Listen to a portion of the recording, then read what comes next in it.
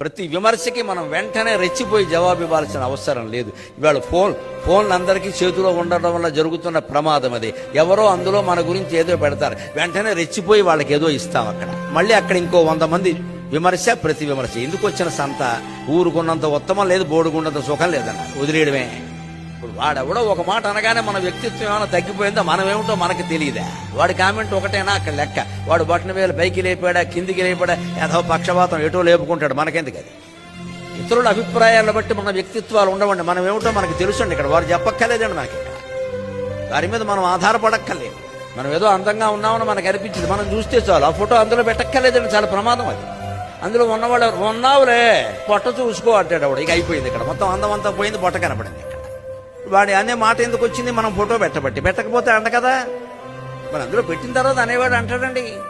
అంచేది ఇతరుల మెప్పు కోసం బతకద్దు, మన కోసం మనం బతకాలి. మనలో ఉండే జీవాత్మని పరమాత్మలో కలపడం కోసం బతకాలి. ఆత్మజ్ఞానం ఒక్కటే అంతిమ లక్ష్యం, వేరే ఏమి ఉండవు ఇక్కడ.